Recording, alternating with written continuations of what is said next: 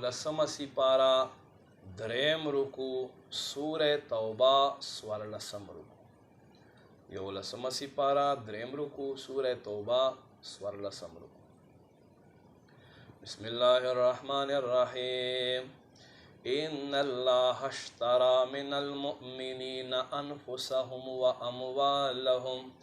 بیشک الله واخستل ایمان والون مالونه د دوی او نفسونه د دوی بأن په دې سبب سره بیشک لهم دوی د پاره الجنت جنت دی. یقاتلون فی سبیل الله دوی به الله په لار کې جهاد کوي. فیقتلون بیا به دوی مړه کړلی شي. ویقتلون یا به دوی چې دی نور مړه کي. وعدا علیه حقا فی التورات والانجیل والقرآن. وعده ده هغه چې رښتیا او د تورات او د انجیل او د قرآن کې. ومن اوفا بعهده من الله او چا هم چې څوک دی چې الله نه زیات خپل وعدې پوره کوونکی. فاستبشروا ببیعکم الذي بایعتم به. پس تاسو لره زیری دی په هغې سودا سره چې په کوم شي سره تاسو سودا کړې. وذلك هو الفوز العظیم. او دا کلوی کامیابی ده. التائبون العابدون توبه کون کی عبادت کون کی. الحامدون السائحون الراکعون الساجدون صفت دا اللہ کون کی. روجی نسن کی رکوع کون کی سجدے کون کی. الامرون بالمعروف دا خیگڑے حکم کون کی. والناہون عن المنکر لبدن من کون کی. والحافظون لحدود اللہ اللہ دا حدود و حفاظت کون کی. وبشر المؤمنین او زیر ورک ایمان والتا. وما کان لنبی نبی دا شان ندے والذین خلق امن چی ایمان والدی ان یستغفروا للمشرکین چو دوی بخنا اغواڑی مشرکینو تا. ولو کانوا اولی قربا من بعد ما تبین لهم اگر چې د دوی نږدې رشتهداران وروسته هغه چې دوی ته ښکاره شو انهم اصحاب الجحیم بېشکه دوی اور ول دي. وما کان استغفار ابراهیم لابیه ابراهیم پلار ته بخنه نه کوله الا مگر ان موعدة وعدها ایاه مگر هغه وعده چې د دې سره کړی و د دې په سبب سره.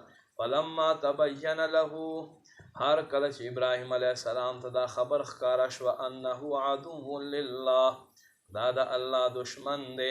تبرأ منه دنه بیزاری اختیار کړه.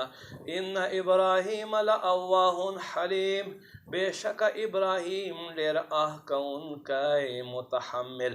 وما کان الله لیضل قوما الله دا شان نه دی چې یو قوم خلق گمراه کی. بعد اذ هداهم رسل چې دوی ته هدایت ورکړه. حتی یبین لهم ما یتقون تر دې پورې چې دوی ته بیان کړی شي هغه څه نه چې کوم شي نه به دوی ځان ساتي. ان الله بكل شیء علیم بیشک الله هر څه باندې پوهه دی. ان الله بیشک الله له دلر د ملک السماوات والارض باچای د اسمانونو او د ځمکو. یحیی و یمیت هغه ژوندي کول او مړول کوي. وما لكم من دون الله من ولي ولا نصير او تاسو لره نشته الله نه علاوه څوک والی حمایتی او نه مددګرای. لقد تاب الله على النبي والمهاجرين والانصار بیشک الله په خپل رحمت سره متوجه شو غیب خبر خیون کی طرف تا مهاجرین طرف تا انصار طرف تا. الذين خلق اتبعوا في ساعة العسرة چې په ډیر مشکل کې نبی علیہ السلام سات ورکړه. من بعد ما رستو ده ما کاد یزیغ القلوب هغه دا چې زړونه پورته شي. فریق منهم په دوی کې یو جماعت. ثم تاب علیهم بیا الله خپل رحمت سره په دوی متوجه شو. انه بهم رؤوف الرحیم بیشک هغه په دوی باندې مهربان رحم کوونکی. وعلى الثلاثة الذين خلفوا او هغه دریو باندې چې موقوف کړلی شوي حتی تر دې پورې اذا ضاقت علیهم الارض چې دې دوی دریو واړو باندې ځمکه د مدینې تنګه شو. بما رحبت او حال دا دی چې ځمکه خو ډیره کولاو ده. وضاقت علیهم انفسهم او دوی د خپلو ځانونو نه تنګ شو. وظنوا ان لا ملجأ من الله او دوی دا ګمان کړه چې دوی الله نه علاوه دوی دا یقین کو چې الله نه علاوه پناه نشته الا الیه مگر الله خواته ثم تاب علیهم بیا الله دوی توبه قبول کړل یتوب چې دوی تایب وسی ان الله بشک الله هو التواب الرحیم ډیر توبه قبل ان کا مهربان دے.